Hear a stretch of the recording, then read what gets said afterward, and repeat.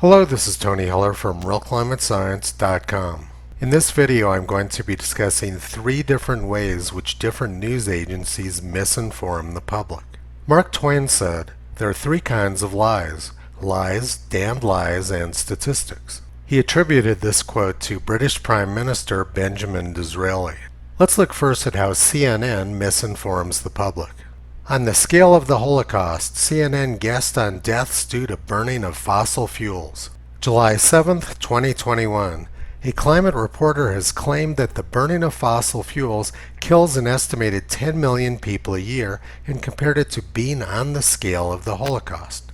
New York Magazine editor-at-large David Wallace Wells and heated newsletter writer Emily Atkin sat down to discuss the topic of news coverage of climate change with anchor Brian Stelter on his show Reliable Sources on CNN. Stelter began by saying that meteorologists and journalists are running out of words and ways to describe the impacts of climate change. Unprecedented just doesn't cut it anymore, he said. The CNN anchor asked his guests how the news should cover a permanent emergency such as climate change. The CNN panel claimed that climate change is killing 10 million people a year. Now let's look at the actual statistics from Oxford University. Global deaths from all types of natural disasters, including storm, flood, extreme temperature, and drought, are down about 90% over the past century. During the 2010s, about 70,000 people died from natural disasters, which is less than 10,000 people per year. CNN is claiming that the number is 10 million when in fact is less than 10,000, so CNN is off by more than a factor of 1,000. Now let's go back a century to the 1920s when a lot of people actually were dying from natural disasters. This article was in the New York Herald on September 4th, 1921, 100 years ago. Death for millions in 1921's record heat wave. Millions of people were starving to death in Europe, Russia, and Asia because of drought which was associated with the record heat. I don't watch television, but I'm guessing that the CNN panel didn't discuss the 1921 heat wave and drought. Now let's look at this interesting article from the National Oceanic and Atmospheric Administration magazine in October 1974.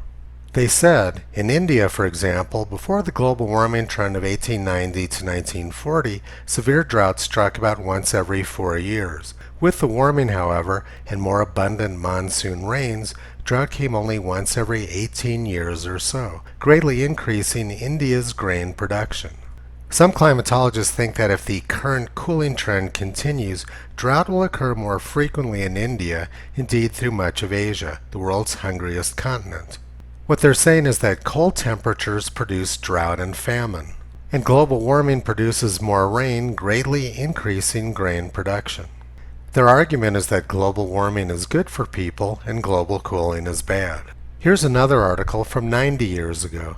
China's had 1,800 major famines since the year 108 BC, which is pretty near a famine a year, according to the nation's own official records. In the 2 years famine of 1877 and 1878, it's estimated that 9.5 million persons starved to death.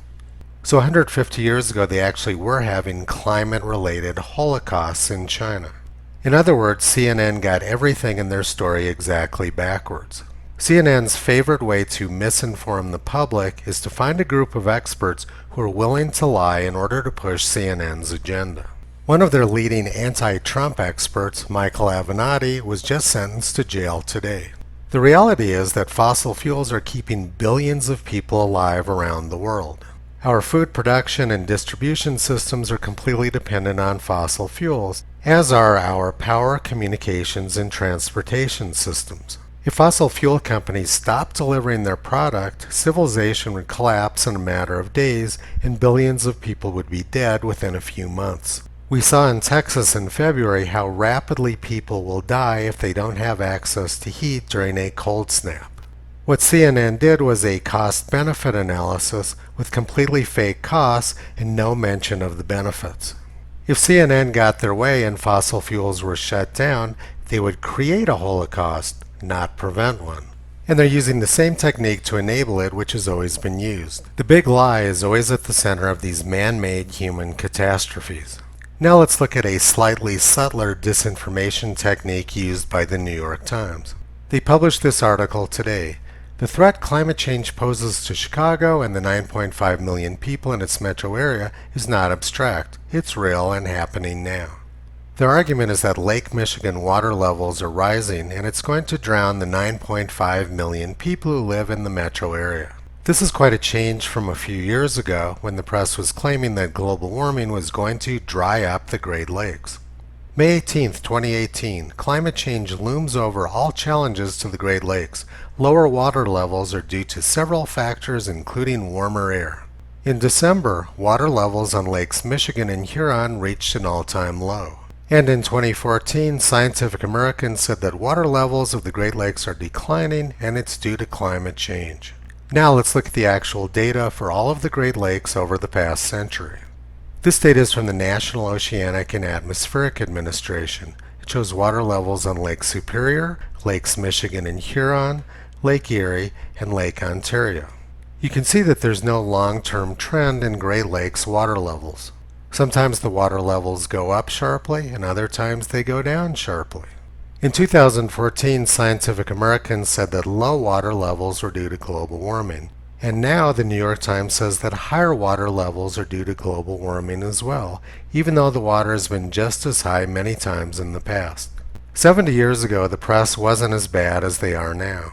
This article was in the Sydney Morning Herald on September 29, 1951. Dr. E. Nielsen of Stockholm University visited Africa in 1947 and found that the water level in Lake Victoria had fallen 7 feet in the last 10 years. In America, the Great Salt Lake in Utah has lost nearly 50% of its volume since 1850. Its salt content has doubled during that time. These cases of the vanishing lakes, the shrinking glaciers, and the frightened birds have now been solved and the sun stands accused. Dr. L.B. Aldrich, an astrophysicist at the Smithsonian Institute in the United States, published a report this year showing that the sun has poured enough extra heat onto the surface of the Earth to affect our climate noticeably. So 70 years ago, the press was smart enough to understand that climate change was natural and was caused by the sun. Compare that to the currently completely worthless reporting from the New York Times. The New York Times correctly observed that water levels are high on the Great Lakes right now, but then they fabricated a fraudulent story around that one tidbit of accurate information. Now let's look at Bloomberg's preferred technique for misinforming the public. They tend to use accurate data, but then they misinform the readers through selective omission and misinterpretation. Here's a good example of how Bloomberg does that. They say COVID rates have generally flattened or declined where vaccination rates are highest. This is a true statement, but what they didn't say is that COVID rates have also flattened or declined where vaccination rates are the lowest. India has some of the lowest vaccination rates in the world, and the United States has some of the highest. But despite the low vaccination rate, cases in India have plummeted just like they have in the United States. But here's the most important statistic. Deaths per million in India are among the lowest in the world. Their deaths per million is nearly an order of magnitude lower than the United States and most countries in Europe. Bloomberg wants people to believe that the low vaccination rates in India are hurting them, but Bloomberg's own data doesn't back that idea up. And here's another example of the same phenomenon from Bloomberg yesterday. Rural America is still rejecting COVID vaccines despite the growing threat of the Delta variant. Two Americas have emerged from the growing vaccination gap. In one dominated by states Biden won, most adults got their shots and life is returning to normal. But in the other, overwhelmingly Trump country, fewer adults are vaccinated, and health officials fear that the more transmissible Delta variant will drive a surge. They say that life is returning to normal in blue states. What they don't say is that life has been normal in red states for a long time. Here in Wyoming, we have one of the lowest vaccination rates in the country. We have no masks, no social distancing, and life has been normal here for a very long time. Alabama has the lowest vaccination rate in the country, and it's the same story there. This story from Bloomberg yesterday is a non-story. They're using the term health officials fear to back up their assertion in the absence of any actual data. They didn't present any useful information at all and are trying to deceive their readers. Someone published this graph on Twitter today. On March 3rd, Texas lifted their mask mandate, and Joe Biden said it was Neanderthal thinking. He said that Michigan, New Jersey, and New York were following the science, and Mississippi and Texas were Neanderthal. And since then, COVID hospitalizations in Neanderthal, Mississippi, and Texas have continued to decline, whereas the states which followed the science, according to Joe Biden, had a big spike. The bottom line is that we're being gaslighted by the press and Democrats on almost every topic, and they have a wide variety of ways of doing that. The techniques they're using are quite intentional and they're quite dishonest. Toto has been pulling back the curtain on their fraud for the past 13 years. You can visit him, Kyrie, and Caesar on the web at realclimatescience.com.